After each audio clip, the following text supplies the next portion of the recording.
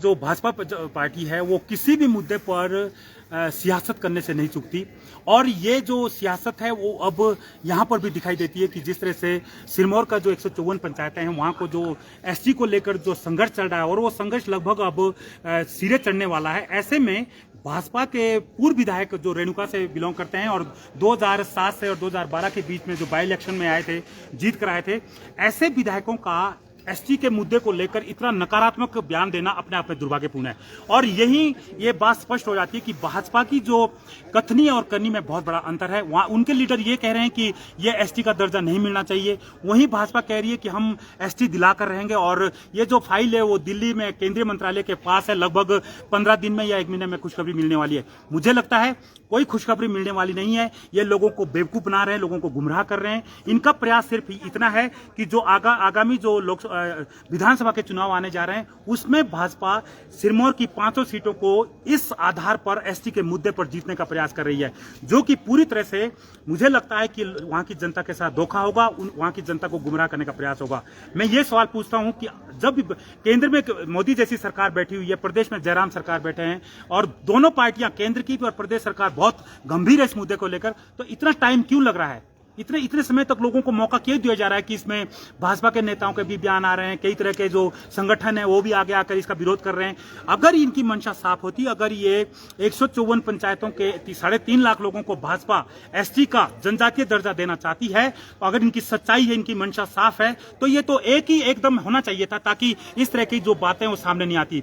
अब ये बार बार ये सवाल करते थे कि कांग्रेस पार्टी जो है इस चीज को लेकर उनका पक्ष स्पष्ट नहीं है। मैं दावे से कहता हूं कि 2016 में कांग्रेस पार्टी के जो प्रदेश के मुख्यमंत्री थे राजा बीरबल सिंह, उन्होंने इस फाइल को सबसे पहले दिल्ली भेजा था, क्योंकि वहां पर एनडीए गवर्नमेंट थी, वो फाइल उस रफ्तार से आगे नहीं बढ़ी। लेकिन इस टाइम प्रदेश में भी भाजपा की सरकार है, जयराम सरकार के अंतर्गत राज्य सत्ता चल रही है, केंद्र में जो है मोदी सरकार बैठी है, तो इतना बड़ा मुद्दा नहीं है ये। यूपी की कई उपजातियां जो है एसटी में दर्जे में बदल चुकी है कि दूसरे राज्यों के भी लोग हैं जिनको ये दर्जा मिला है। तो सिरमौर के जो एक 3.5 लाख छोटा सा एक ग्रुप है, जनसंख्या है, वहां के लोगों को इससे वंचित क्यों किया जा रहा है? इनकी पूरी मंशा ये है कि इसको जो है असेंबली के चुनाव के दौरान एक मुद्दा बनाना है और इन्होंने वोट बैंक करना है। मैं दावे से कहता हूं कि लोकसभा चुनाव जब 2019 में हुए थे, 2018 में सिरमौर में केंद्रीय मंत्री आए थे, उन्होंने ये कहा था कि बहुत जल्द आपको एक तोहफा मिलने वाला, हम आपको एसटी घोषित कर देंगे। लेकिन आज तक वो 4 साल हो गए, अब फिर चुनाव आने जा रहे हैं विधानसभा के, अब ये इस भाजपा वाले इस मुद्दे को फिर उठा रहे हैं और कोशिश भाजपा के नेताओं की और भाजपा की यह है कि सबका सब जो काम है, सब जो क्रेडिट है वो हमें मिलना चाहिए। लेकिन ऐसा नहीं है, वहां की जनता इतनी भोली नहीं है। उनको पता है कि आप जानबूझ के इस मुद्दे को इस पर राजनीति कर रहे हैं, जानबूझ के इस मुद्दे को लिंगर ऑन कर रहे हैं, लंबा खींच रहे हैं आप, ताकि कई तरह के लोग इस पर स्टेटमेंट दे, ये कोर्ट में जाए, ये लोगों के लिए एक विवाद का मुद्दा बने और बाद में ये भाजपा के नेता ये बोल देंगे कि हमने तो पूरी कोशिश की, लेकिन क्योंकि यहाँ के लोग कोर्ट में चले गए, यहाँ के लोग नाराज थे, यहाँ के हमारा वोट बैंक टूटता था, तो ऐसे में हम इस बार कर नहीं पाए, आगे करेंगे। ये बिल्कुल नहीं चलेगा। अगर भाजपा ने लोगों के साथ ये खेल रचा तो कहीं ना कहीं भाजपा को इस बार जो विधानसभा का चुनाव है उसमें भारी नुकसान का सामना करना पड़ेगा। कांग्रेस पार्टी ने यह अभी भी कहा है कि इस मुद्दे को लेकर बिल्कुल भी सियासत नहीं की जाएगी। इस मुद्दे को लेकर पूरा कांग्रेस एक है, आपकी सरकार है प्रदेश में भी और केंद्र में भी, आप इसको एसटी का दर्जा दीजिए, हम आपके साथ है। रही बात वोट बैंक की, आप वोट सिर्फ एसटी के मुद्दे पे मत मांगिए। एसटी का जो मुद्दा वो 55 साल पुराना है। वोट इस बात आधार पर मिलेगा कि महंगाई की हालत आज प्रदेश में क्या है, देश में क्या है, विकास कांग्रेस पार्टी ने किया है। जो हिमाचल आज देख रहे हैं, ये भाजपा की देन नहीं है, ये कांग्रेस पार्टी के डॉक्टर वाईएस परमार की देन है, जिन्होंने हिमाचल को बनाया है। उसके बाद राजा बीरबल सिंह की देन है, जो आधुनिक हिमाचल के निर्माता कहा जाता है। इसमें जो ज्यादा कंट्रीब्यूशन रहा है, ज्यादा जो सहयोग रहा है, योगदान रहा है, वो कांग्रेस पार्टी का रहा है। लेकिन हम ये कहते हैं कि बीजेपी अगर काम करती है, आप बताइए, कांग्रेस राज में जो है राजा बीरबल सिंह ने 43 कॉलेज खोले थे हिमाचल में 5 साल में। भाजपा बताएगी क्या, जयराम सरकार बताएंगे क्या कि अभी 5 साल में कितने कॉलेज खुले हुए हैं? और ये विधानसभा में गालियां देते थे बीरबल सिंह को, ये कहते थे कि आपने कॉलेज खोल दिए वहां। जी आपको रोकना चाहेंगे कि सरकारें चेंज हुई है, आपकी भी सरकार है यहाँ पे कांग्रेस के, फिर भी क्यों जो है जो हाटी की जो जनजाति जो मांग करे, तब क्यों पूरे ने की सोच क्यों नहीं इसमें रखी गई? एक सवाल ये है। दूसरा पक्ष जो है वो वहाँ पे जो एसटी जो अनुसूचित जाति के जो लोग हैं जिन्होंने कोर्ट में भी यहाँ फाइल कर दिया है, उनका हक वहाँ पे छीना जाएगा। तो इस बारे में भी कांग्रेस ने यहाँ पर सोचा है, क्योंकि कांग्रेस का रोल भी महाकुंभलियों में वहाँ पर जा रहे हैं।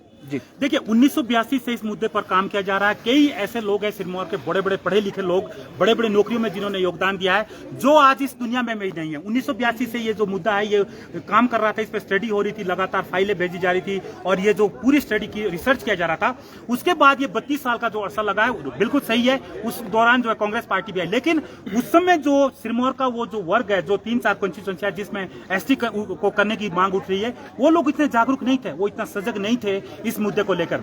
लेकिन इस बार जिस तरह से इसमें क्रांति आई है, लोग इसको चाह रहे हैं, महिलाएं बढ़ चढ़कर भाग ले रही है, मां कुमलिया जैसे हो रही है, तो कहीं ना कहीं लोग अब कह रहे हैं कि उस समय हम इतने जागरूक नहीं थे, हमने इतनी जबरदस्त तरीके से मांग नहीं उठाई थी, लेकिन आज तो हम कह रहे हैं कि आप हमें एसटी का दर्जा दीजिए, हम सारी जो फॉर्मेलिटी वो पूरी करते हैं, तो ऐसे में आप क्यों लटका रहे हैं? फॉर्मेलिटी किस तरह से होगी? क्योंकि वहां पे तो सारी अगर विकास के टाइम से करें तो सड़कें पक्की है, वहां पर स्कूल शिक्षा की अगर बात की सही है, अब सब लोगों के पक्के मकान है, फिर क्यों एसटी का दर्जा मांगा जा रहा है? क्योंकि विकास के तौर पे देखा जाता है, सारी चीजें क्राइटेरिया देखा जाता है। क्या लगता है? देखिए अगर आप सिरमौर में जाएंगे, जिस तरह से वहां के पहले मुख्यमंत्री रहे हैं और जिस तरह से हमारे पड़ोस में जो है जौनसार बाबर पड़ता है, अगर उसकी कंपैरिजन करेंगे आप तो सिरमौर पूरे हिमाचल में पिछड़ा हुआ है। अगर वहां के पहले मुख्यमंत्री रहे हैं हिमाचल के वाईएस परमार, तो वहां तो एक किस्म से कह सकते हैं कि हिमाचल का एक टॉप लेवल का जिला होना चाहिए, लेकिन ऐसा नहीं है। वाईएस परमार ने जो पूरे हिमाचल के बारे में सोचा, पूरे हिमाचल का विकास किया। तो ऐसे में जो क्षेत्र हमारा पीछे पिछड़ गया है, या जो उत्तराखंड के साथ वो मैच करता है,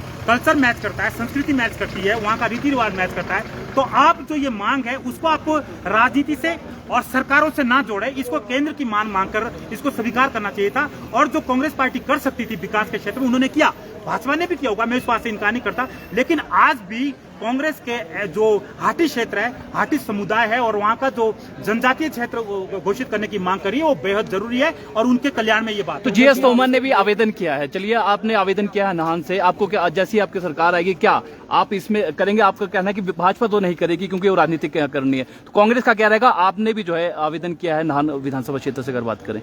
देखिए कांग्रेस पार्टी देश की सबसे पुरानी पार्टी है और ये हमारा सौभाग्य है कि कांग्रेस पार्टी हमेशा जो है सभी लोगों को साथ लेकर चलती है और पारदर्शिता के साथ सब काम करने का प्रयास करती है। इस वक्त जो हिमाचल प्रदेश में 2022 दिसंबर में जो इलेक्शन होने जा रहे हैं विधानसभा के, उसको लेकर जो केंद्रीय एआईसीसी महासचिव राजीव शुक्ला जी है और वो प्रदेश के प्रभारी है, वहीं हिमाचल प्रदेश कांग्रेस पार्टी की अध्यक्षा रानी प्रतिभा सिंह जी है, जो पूरी कांग्रेस पार्टी है, उन्होंने ये फैसला किया कि क्यों ना मौका दिया जाए लोगों को कि आप इच्छुक उम्मीदवारों को टिकट के लिए आवेदन किया जाए। निःशुल्क सुविधा उपलब्ध करवाई गई है। कई लोगों ने इसमें जो है अपनी इच्छा जताई है कि मैं इलेक्शन लड़ना चाहता हूं, तो ये जो प्रक्रिया है इसके तहत मैंने भी पांवटा विधानसभा क्षेत्र से इस बार टिकट के लिए आवेदन किया है। मैं हिमाचल प्रदेश कांग्रेस पार्टी में प्रवक्ता भी हूं और साथ ही साथ मैंने 15 साल तक जो पत्रकारिता की है उसका जो अनुभव मैंने देखा और मुझे लगा कि कहीं ना कहीं ये जो सारा अनुभव है वो पांवटा विधानसभा के क्षेत्र के लोगों के फायदे के लिए होना चाहिए। तो मैंने आवेदन किया है और मुझे ये उम्मीद है कि प्रदेश हाईकमान और केंद्रीय कांग्रेस हाईकमान इस पर विचार करेगी। अगर मेरे जैसे एक आम बेटे को अगर टिकट मिलता है तो मैं इस सीट को दावे से कह सकता हूं कि मैं इस सीट को जीत कर लाऊंगा और जो प्रदेश में कांग्रेस की आगामी सरकार बनने जा रही है उसकी झोली में डालूंगा। तोमर जी आपसे ये जानना चाहेंगे कि आप कह रहे हैं कि कांग्रेस पार्टी इस मुद्दे को लेकर सरकार के साथ है, लेकिन जो आपके वहां के एमएलए है, चाहे शिलाई के हर्षवर्धन हो या जो रेणुका के विनय कुमार है, वो तो ना कहीं खुमली में नजर आ रहे ना कहीं और, इससे वो तो पूरा किनारा कर चुके। तो आप कैसे कह सकते हैं कि कांग्रेस पार्टी इस मुद्दे पर सरकार के साथ? देखिए अगर वो खुमलियों में कहीं ना जहां वो नहीं जा पा रहे होंगे, संभव नहीं होता होगा, वहां नहीं जा पा रहे होंगे, लेकिन उन्होंने विरोध भी नहीं किया है। लेकिन इस तरह भाजपा के जो नेताओं का जो प्रतिक्रिया आ रही है विरोध को लेकर, उनके जो संगठन है वो आगे आके विरोध कर रहे हैं, तो कहीं ना कहीं लगता है कि जो भाजपा है वो इसमें जो है एकमत नहीं है, सहमत नहीं है। कहीं ना कहीं अंदर की स्थिति कुछ और है, कथनी और कनी में फर्क है। लेकिन कांग्रेस पार्टी के किसी भी लीडर ने इसका विरोध नहीं किया है। जितना वो अपनी सहमति, जितनी उनमें क्षमता है उसके तहत वो एसटी का समर्थन कर रहे हैं। तोमर जी वहाँ पर एक अनुसूचित जाति वर्ग भी है जिसने इसका विरोध किया है और उनका साफ तौर पे कहना है कि अगर वहाँ पर जनजातीय क्षेत्र घोषित किया जाता है तो उनके जो हक हैं वो मारे जाएंगे। देखिए ऐसा नहीं है, जो अभी तक की जो बात सामने आके रही है, भाजपा ने ये भी कहा है, प्रदेश की सरकार ने वो कहा है, यहाँ के जो लीडर से बात उन्होंने कहा है कि हम जो है लोगों के हक हकूकों को नहीं मारेंगे, सबके हकों का, अधिकारों का ध्यान रखा जाएगा। जो वहाँ के दूसरे जो एससी के भाई है, जो दूसरे संगठन है, वो भी हमारे भाई है। हम अभी तक इतने सालों से एक साथ रहते हैं, हमने किसी भी तरह का उनके साथ किसी भी तरह का पक्षपात नहीं किया है। तो ऐसे में जो केंद्र सरकार ये नीति लाती है, केंद्र सरकार ये सुविधा अधिकार देता है आपको, संवैधानिक अधिकार, तो वो सभी बातों पर ध्यान रखेगी। वहाँ का कितने प्रतिशत एससी है, कितना प्रतिशत है जो वहाँ का है जो स्वर्ण जाति है, तो वो सभी लोगों को ध्यान रखेगा और सभी को बराबर का अधिकार देने की प्रयास उन्होंने करेगी। साफ तौर पे कहा है कि अगर ये जनजातीय क्षेत्र घोषित होता है तो लाखों की संख्या में जनसैलाब सड़कों पर उतरेगा और इसका विरोध होगा। देखिए, अगर हम इस तरह से जाति पाति के आधार पर लड़ेंगे, ये कहीं ना कहीं भाजपा के अंदर की सियासत हो सकती है। किन्नौर में ऐसा कभी नहीं हुआ, लाहौल स्पीति में ऐसा कभी नहीं हुआ। किन्नौर में आज भी विकास हो रहा है, किन्नौर के आईएएस है, आईपीएस है, बड़े बड़े अधिकारी है, वहां पर क्यों नहीं लोग सड़कों पर उतरे? उनके साथ क्यों नहीं हुआ पक्षपात? ऐसा कुछ भी नहीं है, ये लोगों को भ्रमित किया जा रहा है। अगर आप एसटी का दर्जा मिलता है, सिरमौर के 154 पंचायतों को जनजातीय बनने का दर्जा मिलता है, तो वहां से आगामी टाइम में आपको अधिकारी मिलेंगे, ऑफिसर्स मिलेंगे, वहां की विकास के लिए केंद्र से पैसा आएगा। अलग तरह के जो केंद्र का जो ऑडिट होता है उन कामों को लेकर वो होगा। जिस तरह जौनसार में, बाबर में आप देखिए, वहां की सड़कें देखिए, वहां के ऑफिसर्स देखिए, वहां का विकास देखिए, वही बिहार जो है सिरमौर में बहेगी। तो ये लोगों को भ्रमित करके और लोगों की एकजुटता को तोड़ने का प्रयास होता है। एकजुटता का